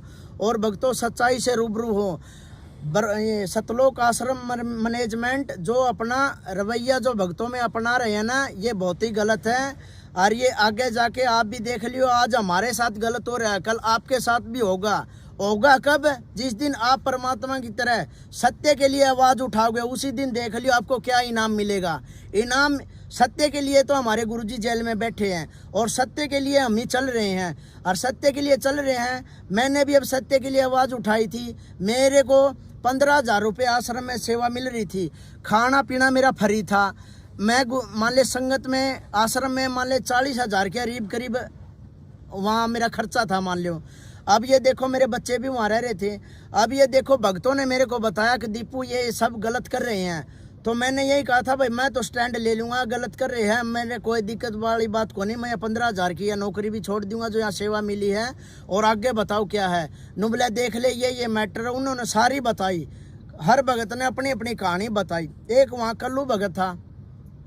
ममंगा भगत जी आपका ये पैर में क्या लगी? भले मैं मुंड का आश्रम में था, कोई देशराज भगत था, उसने रिवॉल्वर से मेरे पैर पर गोली मार दी। मैं भगत ने गोली मार दी? नुबला भगत का वो 1 नंबर का गुंडा है, वो मैनेजमेंट के वर्ल्ड कोऑर्डिनेटर है वो, और कोई महेंद्र में है, हाँ, जो दिल्ली की साथ संगति रुकवाने आया। जो महेंद्र भगोड़े का कोई रिलेटिव पड़ता, वो रिश्तेदार है, बुआ का लड़का है। ये सारे रिश्तेदार मिलके गुंडागर्दी करते हैं। फिर मैं कहा भगत जी आपको गोली मारी तो आपने मुकदमा करना चाहिए था। नुबले भगत जी क्या मुकदमा करते? परमात्मा की दया से आश्रम में परमानेंट सेवादार हैं। ये लोग बोले भला गुरुजियों की बेइज्जती हो जाएगी। अरे मैं कहा गुरुजियों की बेइज्जती के तन दारू थोड़ी बेचनी थी, तेरा गोली मार रखी है पैर में, केस कर तू। भगत गोली थोड़ी मारेगा आश्रम में। नुबले मेरे तो यह मार दी। नुबले भगत जी बस घर से परमानेंट चल के आ रहे हैं, हर परमात्मा की सेवा में आ रहे हैं। अगर बोले ये हॉस्पिटल में ले गए थे, हॉस्पिटल में ले जाने के बाद में पुलिस, वो हॉस्पिटल वाले बोले ये पुलिस केस है, तो फिर इन्होंने हॉस्पिटल से मेरे को एडमिट नहीं करवाया, इनने जो भी फिर कोई ट्रीटमेंट मेरे को दिलाया वो मेरा आश्रम में किया। फिर मैं समझ गया हमारे भक्तों को भी गोली मार देते हैं, भले भक्तों को तो पता नहीं क्या क्या कर देते हैं। इतनी माता बहनें हैं जिनके साथ बलात्कार हुआ, भगत भाइयों को गोली मार दी। लठ वाले तो उदाहरण बहुत हैं, लठ तो मन ने भी कई भक्ता का जगत वाले का मार रखे हैं, भक्ता का भी मार दिए है। इनका कहना पे हर तरह की इनने बुराई करवा रखी है। तो भक्तों जागने का मौका है। एक भगत ने और बताया था, भले दीपू मन ने भी परमात्मा से है ना बरवाड़ा आश्रम में सेवा मांगी थी। गुरु जी मैं आपके नज़दीक रहना चाहूँ, परमात्मा दया करो मेरे को गनमैन की सेवा दे दो। तो गुरु जी ने यही बताया था कि बेटा अगर आपको भगत बनना है तो जाके नाली साफ कर ले, और जोन से ये गनमैन की सेवा ले रहे हैं ना, ये तो मेरा चीचड़ लाग रहे हैं, भला मेरा सारा खून पी गए। उस भगत ने कान पकड़ लिए थे, भला गुरु जी मैं तो नाली साफ कर लूँगा, और अपना फिर वो भगत आ गया सत्साहिब करके। तो भगतों देख लो, जो ये गुरुजियों के बाहर को ये गनमैन जो हमें दिख रहे हैं सिक्योरिटी गार्ड है, इन्होंने तो ये देख लो गुरुजियों का अपहरण कर रखा है हैं। और इनसे ये बचना हमें ये लग रहा है हमारे भगत भाई है, क्यों किसी गरीब भगत की प्रार्थना नहीं पहुंचती गुरुजियों के पास में, बीच में ही रह जाती है, महीनों चक्कर कटवाते हैं। अभी मेरे को गुरुजियों से प्रार्थना लगाई थी, 60,000 रुपये की मेरे को जरूरत थी, मैंने प्रार्थना लगवा दी। इन्होंने 8 दिन तक मेरा बेवकूफ़ बना के रखा, और मेरे को कोर्ट में 60,000 रुपये भरने थे, 49,200 भरने थे, पर मैंने 60,000 मांगे थे। इन्होंने 8 दिन तक मेरा बेवकूफ़ बनाया। आश्रम के सेवादार जो भी मेरे को मिलता था ये कह रहा था, भले दीपू ये देख व्हाट्सएप पे वो अपना दिखा रहे थे मैसेज, भले 2-2 महीने से हमारी प्रार्थना लगी है, इतने आपसे कम पैसों की लगी है और हमें ज़रूरत है। वो सैलरी सेवादार थे। फिर मैं कहा आपको मिले क्यों नहीं, भले पता नहीं, जवाब ही नहीं देते हैं मुँह से। मैं कहा जवाब तो इन्हें देना चाहिए, आप इनसे थोड़ी मांग रहे हो, आप तो गुरुजियों से मांग रहे हो, गुरुजियों के भगत है, आप तो अपना भगवान पर चाहे कुछ भी मांगो। नो बोले फिर क्या करें, भगत जी मजबूर हैं। फिर मैं कहा मन 60,000 रुपये चाहिए, बोले तेरे को मिले तो नहीं गए। मैं कहा मैं तो लेके दिखाऊंगा, परमात्मा का दौर में मेरी प्रार्थना भेज करूँगा, भले ये भेजे को नहीं। तो मन ने कहा मैंने जेल काट रखी है, पहला एप्लीकेशन CGM का लागेगी, फिर सेशन का लागेगी, हाई कोर्ट का भी लगेगी, सुप्रीम कोर्ट लगेगी, और राष्ट्रपति के पास में या प्रार्थना पहुँच के रहोगी, चमन कुकरे पुचाने पड़ो। तो फिर 8 दिन तक धर्मपाल ने मेरा बेवकूफ़ बनाया। देख दीपू मंजू दोरा तेरी प्रार्थना भेज रखी है, फ़ोन मिला के मेरे को दिखा देता, फ़ोन जो मंजू ने बंद नंबर कर रखा है उस नंबर पर फ़ोन कर देता कि देख दीपू मंजू बेटी का नंबर बंद आवा है। मैं कहा मंजू बेटी का जो आपकी बेटी है, मैं उसका नंबर बंद कैसे आऊँगा, अंतर्राष्ट्रीय सेवा की वह जिम्मेवार सेवादार है, और एक जिम्मेवार सेवादार ये जिम्मेदार सेवादार यो आश्रम का यो मैन नंबर बंद को नहीं कर सका, क्योंकि इस पर प्रार्थना ज़्यादा हुआ है। भले देख बंद है, फिर भले हम अगर मंजू जवाब दे तो बेबी का दौरा भेज दें, भले किसी तरीके तो भेजा। मैं कहा कोई बात नहीं भगत जी मैं बात करता हूँ। थोड़ी ही देर 8 दिन बाद की बात है, फिर मैंने भगत से एक से बाहर से फ़ोन लिया, मंजू का नंबर लिया। मैं कहा मंजू दीदी का नंबर दे दो, मैंने उससे बात करनी है। फिर मैंने मंजू दीदी से बात की, मंजू दीदी से बात करते मंजू दीदी के पास मैंने प्रार्थना की, पूछी माँ दीदी ऐसे ऐसे आश्रम के जिम्मेवार सेवादारों के मैंने गुरुजियों के पास 60,000 रुपये की प्रार्थना भेजी थी, बहन उसका क्या रहा। भले दीपू क्या प्रार्थना थी। माँ दीदी आपके पास जी प्रार्थना आ रही है तो पूछो क्यों हो, क्या प्रार्थना थी, मैंने लिख के दे रखी है। तो वनोली भाई चल तू दोबारा लिख के बता दे। तो मैं समझ गया इसके तो इन प्रार्थना भेज नहीं रखी, तो मैंने दोबारा फिर भिजवाई लिखवा दी उसके तो प्रार्थना मंजू के पास में। फिर मंजू बोली पहले ये प्रार्थना आपको किसके माध्यम से भेजी थी। मैं कहा धर्मपाल भगजिया को दी थी मैंने। तो बोली अच्छा चलो भले ठीक है दीपू मैं करूँ तेरी प्रार्थना। फिर मंजू ने जो प्रार्थना करी, जो इनका सिस्टम है उसके हिसाब से देखा भैया रुकने वाला तो है नहीं, तो मंजू ने 4 घंटे में यस का मैसेज दे दिया प्रार्थना का कि दीपू की प्रार्थना मंजूर होगी है, 60,000 रुपये वो लेस का है।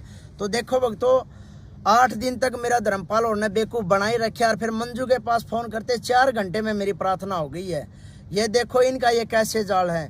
जितने भी वहाँ सैलरी सेवादार है, अगर उनकी प्रार्थना गुरुजियों से कुछ पैसे या लेने की है या उनका कुछ दिक्कत हो जाती है, उस प्रार्थना के लिए 2-2 महीने के लिए चक्कर मरवा देते हैं।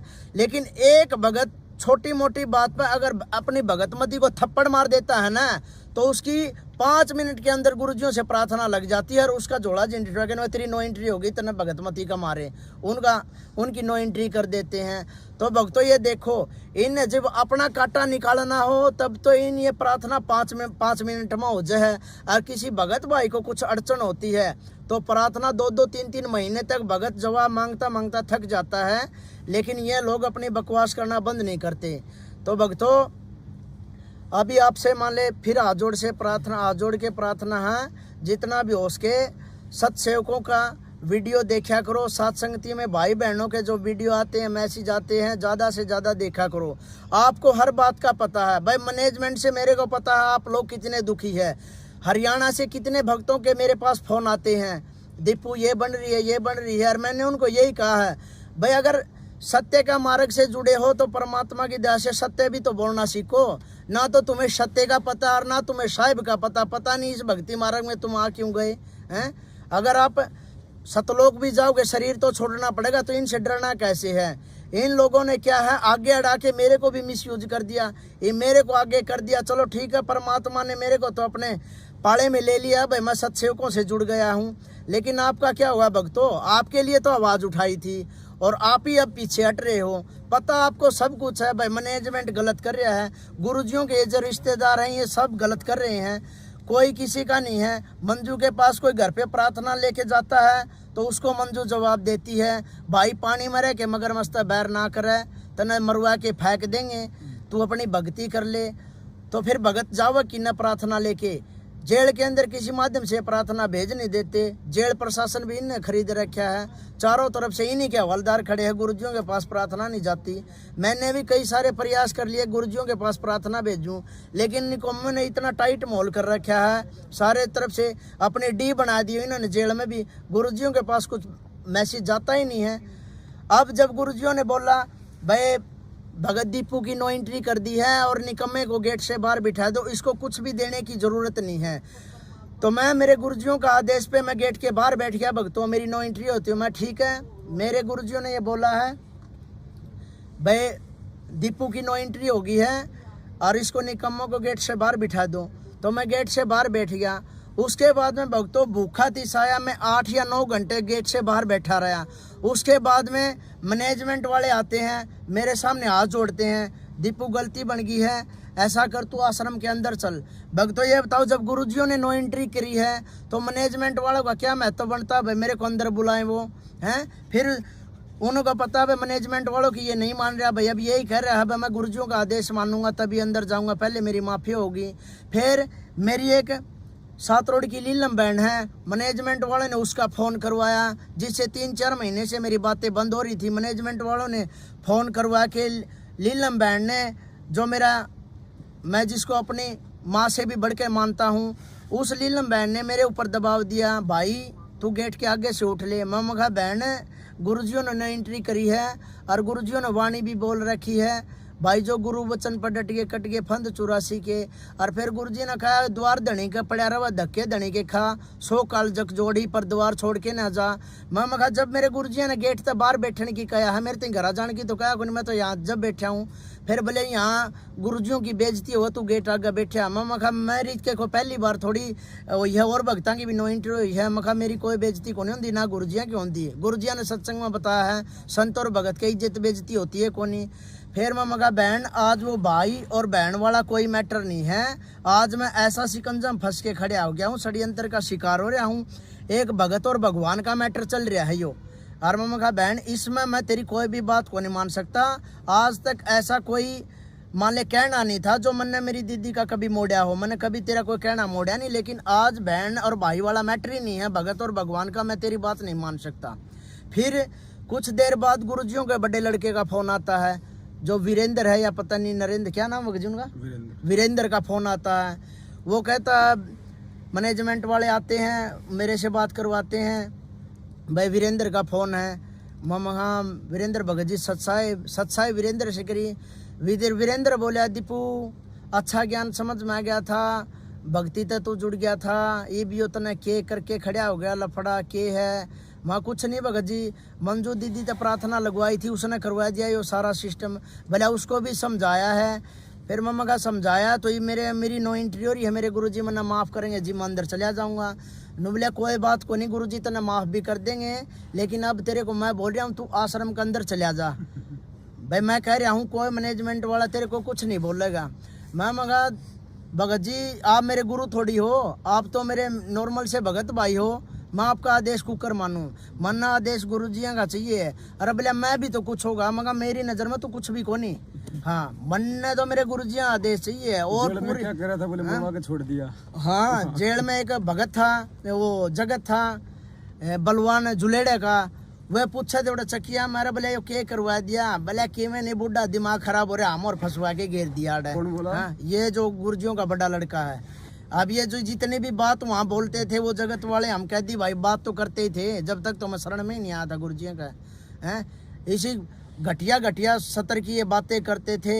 ये जितने भगत थे जे गुरुजियों का केस में फंस तो गए थे, कुछ भक्तों ने छोड़ के जिनके जुगाड़ नहीं थे, जो गुरुजियों के रिश्तेदार थे, सारे ने अपने पैसों का बलबूते पे, जो अन्य कैदी थे जेल के गैंगस्टर थे, उनके पास अपनी जजों से सेटिंग करने के लिए, नाम कटवाने के लिए पैसों में सेटिंग करते घूम रहे थे। लेकिन परमात्मा ने ऐसा होने नहीं दिया, एक भी नहीं निकलने दिया इनमें से। नहीं, इनने पूरी सेटिंग करने के लिए पूरे हाथ पैर मारे थे, चाहे कितने लाख रुपए में बात हो, हमने इस मैटर तक छूटना चाहिए, लेकिन परमात्मा ने एक भी नहीं निकलन दिया। सब बचन एक नंबर के बकवासी भगत थे, ये डोंगी थे। गुरुजी कहते हैं ना भाई भगते में यहाँ स्वांग करने वाले आपको बहुत मिलेंगे, ऐसी बात नहीं थी। सारे तो निकम्मे नहीं थे, कुछ भगत उनमें ठीक भी थे और कुछ बिल्कुल ही गए गुजरे थे, जिनको कुछ मतलब ही नहीं था भक्ति से। कोई कुछ कह रहा था, किसी का थोड़े बहुत लठ लाग रहे थे, वो उड़ा कवा था भाई आगे भले बरवाला आश्रम में खीरे नहीं खावांगे, चल 84 में सूर बन के गूँ खाना पड़ जियो, बोले खीर नहीं खावांगे महाराज जिया की। ऐसी ऐसी टोपी करे थे, ये क्या के भगत हैं बॉस। कभी इनकी देखता उड़ा है, कभी दाल पर रोड़ा कर लेते थे, कभी किसी चीज़ पर झगड़ा कर लेते थे, कभी किसी चीज़ पर झगड़ा कर लेते। लेकिन मेरे एक भगत भाई वो विकास सिंहपुरिया, उसने बताया बोले दीपू जो ये भीड़ देख रहा है ना, ये एक जो भगवान का भगत हुआ है, ये वो भगत को नहीं। मखा फिर कौन हुआ है भगत? बोले भगत वैसे मैं भी नहीं हूँ, बोले एक भगवान का जो भगत होता है ना, और जिस अंडरवियर को जिस कच्छे को पहन के नहाता है ना, भले ये उस भगत के उस लेवल के भी नहीं है, भले ये सब बकवासी हैं। मैं मगा ठीक है। आहिस्ता आहिस्ता मन ने भी उन्हें परीक्षण करना शुरू किया। उनमें से आधे से ज़्यादा तो बगैर मतलब की भीड़ हो रही थी, जिन्होंने कोई मतलब नहीं था गुरुजियों से, जो एक दूसरे पर कमेंट बाजी गाली गलौच जिनका बहुत बोल रहे थे हम सारनामी हैं, बहुत घटिया सतर था। और अब भी मैंने तो देखा है सारनामी, इन्हें सारनाम बांट दिया है जितने युवा भगत आश्रम में, और ये और जो बड़े जो बुजुर्ग भगत हैं इनका सभी का घटिया आचरण है। गंदे गंदे कमेंट करते हैं, गंदे गंदे युवा भक्तों को चुटकुले सुनाते हैं, बहुत सारा मान ले घटियापन है। एक नंबर के झूठ बोलते हैं, फोनों पे झूठ बोल देते हैं, इनको रिकॉर्डिंग सुनाते हैं तो ये बकवास करते हैं नहीं तू झूठ बोल रहा है, और रिकॉर्डिंग में साफ है। अगर देखो माफिया मांग रहे हो और आप ही मना कर रहे हो, हर प्रकार से इनका घटिया लेवल है। ये एक आने की भी भगत नहीं है, ये बकवास बहुत ज्यादा कर रहे हैं। गुरु जी मांग रहे थे एक बार धर्मपाल बलवान और कंडे, हाँ ये सारे माफी मांग रहे थे। ये भी ये बलवान था, ये मास्टर जी जो बालक गांव का है, इन्होंने मेरे से पहले तो गलती करी, और गलती के ऊपर मैंने जब इनको स्टैंड लिया धमकाया तो फिर उन्होंने फ़ोन पे मेरे से माफ़ी मांगी, जो मेरे पे बाकायदा अब भी रिकॉर्डिंग पड़ी है। जो मैनेजमेंट का मुख्य सदस्य भी माना जाता है, वो भी कोई ना कोई पद है उसका वहाँ पर। और फिर उन्होंने मेरी मीटिंग के अंदर मेरे को बुलाया, तो मीटिंग के अंदर उन्होंने सभी ने अपनी अपनी गलती पूछी, मैंने सभी की गलती बताई, तेरी ये गलती है, तेरी ये गलती है। जब उस मास्टर जियों का नंबर आया तो वो धर्मपाल बोले बोले मास्टर की क्या गलती है? मास्टर जियों ने जो गलती की थी ना, इन्होंने माफ़ी मांग ली है। तो मास्टर जी मीटिंग के अंदर साफ तौर पे मना कर गया, मैंने इससे कोई माफ़ी नहीं मांगी है, ये झूठ बोल रहा है। मामा का झूठ कहाँ बोल रहा हूँ भगत जी? मामा का झूठ तो आप बोल रहे हो। एक तो उम्र के हिसाब से आपका याद नहीं रहता हो, अकबर मन ने कोई बात कही है फ़ोन पर दीपू तो मेरा याद को नहीं। एक आप जानबूझ के बोली बूझ मेरे को बना रहे हो। तो भगत जी ने बोला नहीं आप पे क्या प्रूफ है? तो मीटिंग के अंदर मैंने वो बाकायदा रिकॉर्डिंग सुना दी, जिस रिकॉर्डिंग में बलवान मास्टर ने मेरे से माफ़ी मांगी है। उसके बाद में कुछ भक्तों के मेरे पास फ़ोन भी आए, दीपू ऐसा क्या मैटर कर दिया जो बड़े बड़े भगत तेरे से माफ़ी मांग रहे हैं, वहाँ गलती कर रहे हैं बड़े बड़े। ये उम्र में बड़े ही न, बेरा तो गदी का भी को नहीं, क्या है का नहीं बेरा ही न, तो हैं सारे एक नंबर के झूठे हैं, ये चोर हैं, फालतू में पेट्रोल फूका गाड़ियाँ का ही न, कुछ मतलब ही को नहीं, और फिर झूठ बोल रहे हैं। फिर ये नुको अब भी हमें मीटिंग के अंदर बैठे हैं, भले अब भी हमें तेरे पे विश्वास नहीं है, मीटिंग के अंदर बैठे थे, माँ क्या विश्वास नहीं है, भले ये तेरा फोन दे, भले अब भी तूने फोन रिकॉर्डिंग पे लगा रखा होगा। फिर मम्मा का भगत भाई बैठे हैं, कोई आप यार दारू थोड़ी बेचा है, परमात्मा की चर्चा कर रहा हूँ, दे रिकॉर्डिंग, तेरे दिक्कत के डर किस बात का है, भले नहीं नहीं तेरे ऊपर विश्वास नहीं है। फिर मगा विश्वास तो तू भगवान पे करे, मेरे पे क्यों करा है, भले नहीं ये फोन दे, मगा फोन मेरा है, मेरी इजाज़त के बगैर फ़ोन का हाथ ना लगाइए। तो भक्तों उसने उन्होंने फ़ोन का हाथ नहीं लगाया। उसके बाद में भक्तों इन जो भी मेरे साथ अत्याचार इन्होंने करने थे वो सभी इन्हें कर लिए हैं। नो एंट्री मेरी कर दी है, नो एंट्री के बाद इन मैं बाहर भी काट दिया हूँ। अब उसके बाद में इन्होंने मेरा ठगी का पर्चा निकाल दिया है। मैं मेरे सातरोड गाँव में गया था, एक मेरा संदीप है भगत भाई, जिनसे अक्सर मेरा आना जाना रहता था। कभी कभार मेरी भगतमती अपने घर पे चली जाती थी तो हो सकता था मैं भंडारा भी उनके घर करूं। तो मेरा इतना प्रेम था उनके साथ में, मैं उनसे वैसे ही मिलने गया। तो वैसे मिलने गया, किसी भगत के घर पे जाऊंगा तो वो चर्चा भी करेगा, कुछ क्वेश्चन भी करेगा, मेरे को उनका जवाब भी देना पड़ेगा। उसके घर से आते ही इन्होंने मेरे पास राजेश शिवानी का फ़ोन करवाया। दीपू तू क्यों भगतों के घर पे जाता है? मैं कहा भाई भगत भाइयों का तो घर में जाऊंगा जिन तक मेरी सच्चाई बहुत दिक्कत की है। तो राजेश शिवानी ने बोलिया भाई तू भगता का घर ना जाया कर। मैं कहा भाई भगता घर जाऊंगा। फिर बोले ये तेरे पीले पर्चे काटेंगे। मैं कहा मेरे चाहिए पीले पर्चे काटो, चाहिए काले काटो, मना कोई मतलब को नहीं है। और मैं कहा भगता का मैं क्यों जाऊंगा, किसी भगत गला मेरी सच्चाई बच्ची है तो मैं उसका जाऊँ हूँ, नहीं मैं किसी भगत भाई का तो थूकने भी को नहीं जाऊँ। कोई इतनी मरोड़ करे तो कि दीपू तू यहाँ ना आइए, मन मेरे गुरुजी ही जरूरत है, किसी भगत भाई की को नहीं। लेकिन 6 मिनट की राजेश शिवानी की रिकॉर्डिंग है मेरे पास, उसने जो जो बोला वो सारा रिकॉर्ड है। बोले देख लिए दीपू मैं तो तेरे को समझाऊँ, आगे तेरे पीले पर्चे काटेंगे। मैं पीले पर्चे काटो चाहे काले काटो, मम्मा का मन ने कोई मतलब को नहीं। बार बार मेरे पर दबाव दे हुए हैं, अब तू आश्रम के अंदर आ जा दीपू, गुरुजिया से तेरी माफ़ी करवा देंगे। मैं इन्हें साफ यह बात कहूँ, अरे मैंने को गाँव थोड़ी काट दी मेरी, क्या की माफ़ी करवाओगे तम, मैंने गलती है को नहीं करी, मैं माफ़ी क्यों मांगूँ? भले तू आश्रम में आ जा। मैं कहा ना तो किसी नामदान सेंटर पाऊँ और ना किसी आश्रम में आऊँ, जब तक मेरे गुरुजी जेल से बाहर आके कहीं पृथ्वी पे आके आसन ग्रहण नहीं करते ना, इतने जीते जी दीपू कभी नहीं आऊँगा। नोबला पक्का अटल इरादा तेरा, मखा मन्नत बोल दिया, साफ है मेरा ये और फाइनल फैसला, मैं नहीं आऊँगा कभी भी। अब ये बार बार मेरे पर दबाव दे रहे, बोले छोटी प्रार्थना दे दे लिख के। मामा का प्रार्थना में लिखित में देता है कोनी, गुरुजी ने बोल रखा है अगर आप जोत का दंडोत प्रणाम करोगे, वो भी मैंने सब सुना है, तो मैं मेरी जोत का दंडोत प्रणाम करूँ हूँ और मैं मेरे गुरुजी पर मेरी माफ़ी मांगू हूँ। आगे अगर मैं कहीं पर गलत हूँगा तो गुरुजी इतने भक्तों के घर पर जाके प्रकट होकर गुरुजी कुछ ना कुछ बोलते हैं, मैं अपनी गुरुजी मेरे पास आऊँगे, मैं अपनी समय याचना कर लूँगा गुरुजियों से, गुरुजी मेरे से गलती बन गई, क्या मैटर है, गुरुजी मेरे को अपने आप समझा देंगे। लेकिन मैं तुम्हें झूठों के बीच में मैं नहीं आऊँगा। मेरे गुरुजियों ने मेरे को ज्ञान दे रखा है, मैं तो मेरे घर पे मेरे पाछू यज्ञ करूँगा, मेरे गुरुजियों को भोग लगाऊंगा, मेरे घर को ही मिनी सतलोक बनाने की पूरी कोशिश करूंगा गुरुजियों की मर्यादा में रहते हुए। लेकिन मैं तुम झूठे गुंडे बदमाश चोर बलात्कारी हर प्रकार की क्वालिटी तुम्हारे अंदर है, मैं तुम्हारे बीच में नहीं आऊँगा। मैंने तो मेरे जैसे भगत भाई चाहिए हैं जो साफ सुथरे हैं, पाक है। छोटी मोटियाँ कमियाँ सभी के अंदर है, लेकिन तुम्हारे जैसी बड़ी बड़ी कमियाँ सत्सेवकों में नहीं है। तुम्हारे अंदर तो कितने देख लो, जो मोटे मोटे पदों पर बैठे हैं, बलात्कारी भी भगत है, और भले इतना एक नंबर का ये तो भगत है, चोर भी भगत है, ठग भी भगत है, आश्रम का सामान बेचने वाला भी भगत है। हर प्रकार के जो चोरी डकैती जो भी निकम्मे काम करते हैं वो सारे भगत है, लेकिन जो मर्यादा में कोई रहता है वो भगत नहीं है। भक्तों, परमात्मा की दया से बार बार आपको यही बता रहे हैं, सत सेवकों से जुड़ने की कोशिश करो। ये भाई भगत भाई और बहनें, इनका बहुत अच्छा आचरण है और परमात्मा को भोग लगाते हैं। आगे आने वाले समय में परमात्मा का इसी तरह से हर घर में परमात्मा की सत्संगति होगी और परमात्मा का इसी तरीके से भोग लगेगा। 6 या 7 साल के अंदर हरियाणा सतलोक आश्रम मैनेजमेंट का यह बुरा हाल है जो मेरे को देखने को मिला है। लठबाज गाली गलोच बहनों के साथ में बलात्कार, चोरी जारी, सब रिश्वतखोरी इनके अंदर सब वो है।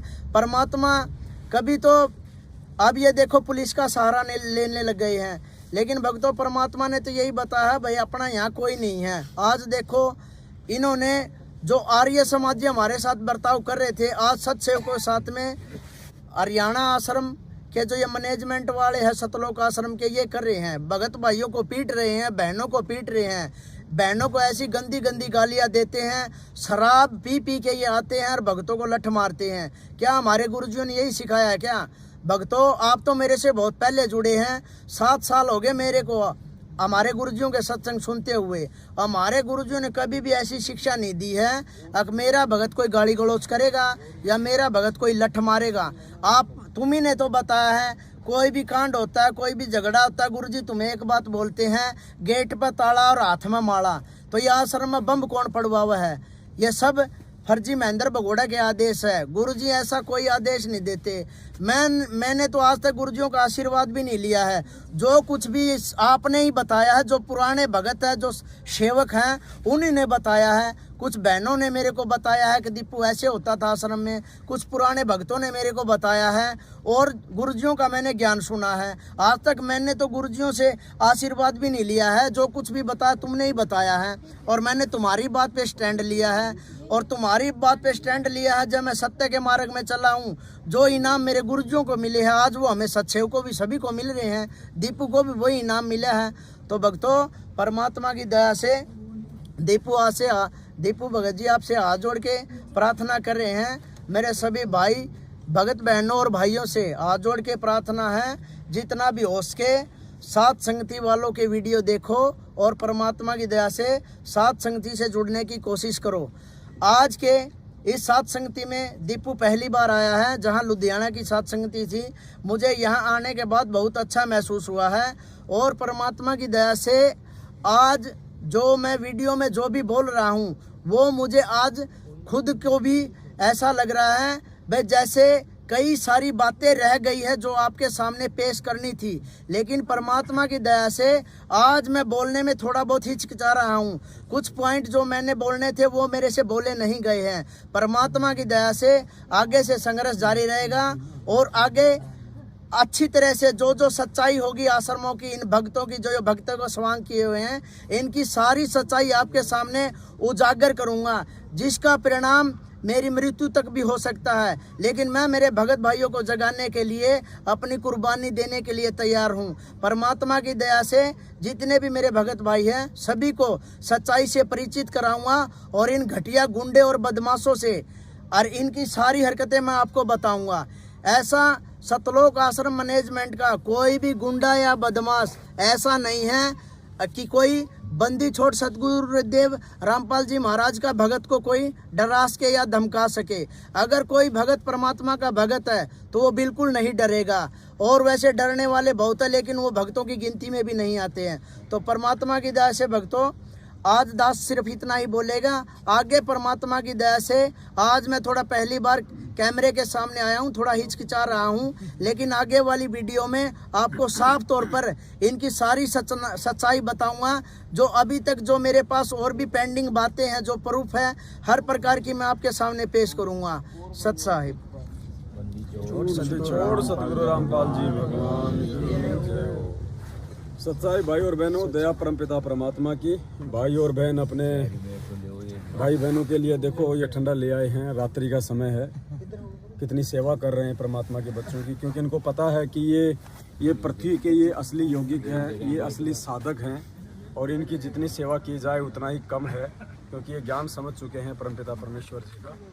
तो पुण्यात्माओं, आज आपको दीपक भाई ने बहुत सारी बातें बताई हैं और ये मैं भी मानता हूँ कि आज ये पहली बार जो है ये लाइव आ रहे हैं। हालांकि लाइव नहीं, हम लोग ये वीडियो बना रहे हैं, बाद में हम इसको लाइव चलाएंगे। तो पहली बार में थोड़ा सा मतलब आदमी के अंदर थोड़ी सी हिचकिचाहट होती है, लेकिन आप जी रोजाना 8:30 बजे लाइव जुड़े। दास का जो फेसबुक पेज है पवन दास इज लाइव, फेसबुक पे जाएंगे आप, अंग्रेजी में लिखेंगे पवन दास इज लाइव, दास का फेसबुक पेज आ जाएगा, आप उसको फॉलो करें। रोजाना रात्रि 8:30 बजे, हम दिन में भी लाइव आने का प्रयास करेंगे बीच बीच में, लेकिन रात्रि 8:30 बजे अब हम रोजाना लाइव आने का प्रयास करेंगे।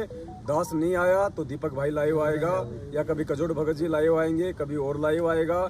रोजाना आपको 8:30 बजे हम कोशिश करेंगे कि 1 घंटा 2 घंटे का लाइव दिखाएं, आपको सच्चाई से रूबरू करवाएं। बहुत सारी बातें हैं जो ये आज आपको नहीं बता पाए हैं। ऐसे ऐसे किस्से हैं जो गुरुजी के साथ में जो घटनाएं घटित हुई हैं, उससे आपका विश्वास भी बढ़ेगा, उससे आपको हकीकत का भी मालूम पड़ेगा। जैसे कि आपको दीपक भाई ने बताया कि गुरुदेव का जो बड़ा लड़का वीरेंद्र जो कि जेल में है, हालांकि अब हो सकता है जमानत करा के वो बाहर होगा अभी, शायद। जब उसके पड़ने लगे लठ, तो जो जगत वाले उसके साथ में थे चक्की में, तो जगत वालों को कह रहा था कि इस बुड्ढे ने तो हमारा जीवन बर्बाद कर दिया, गुरुजी के लिए कि इस बुड्ढे ने तो हमारा जीवन बर्बाद कर दिया, फालतू में माना अड़े लाके पटक दिया। और 2006 वो अखबार की कटिंग आज भी रखी है हमारे पास, तारीख पर जब करोता कांड हुआ था 2006 में, ये मनोज, ये वीरेंद्र, ये गुरुजी की पत्नी, ये उनके अखबारों में स्टेटमेंट आए थे कि हमारे को मुंह दिखाने के लायक नहीं छोड़ा इसने, ये बन गया मोटा। आज ये तुम्हारे लिए ब्रह्मा विष्णु महेश बन रहे हैं, सिर्फ तुम्हारी अज्ञानता के चलते, तुम्हारी नालायकी के चलते। तुम लाल और लालड़ी की पहचान नहीं कर पा रहे, और ये लाल और लालड़ी की पहचान करवाने के लिए परमात्मा ने ज्ञान दिया है, 7 संगतियां दी हैं।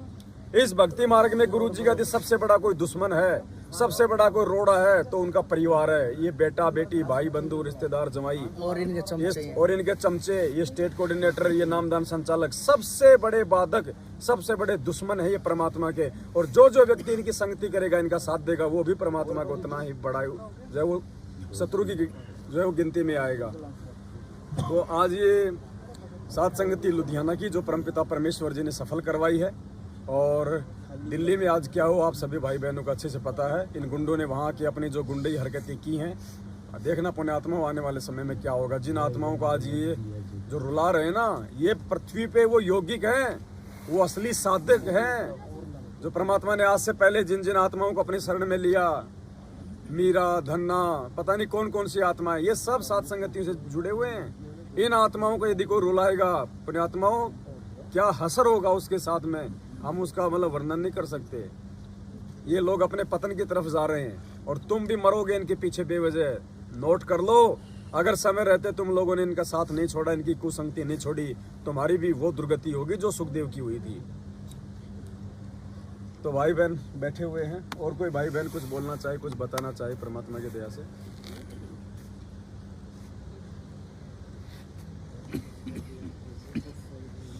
बहन कहाँ है? गोल्डी बहन कौन है? सतसाई बाबू जी। सतसाई गोल्डी बहन कौन है? कहाँ है? सो गई क्या? चलो कोई बात नहीं।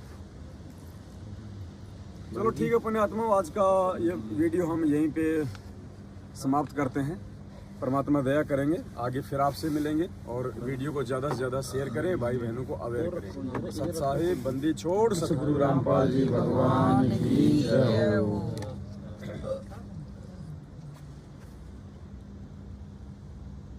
लाइव आएंगे, जो सारी बात तो अभी पेंडिंग रहेगी, वो तो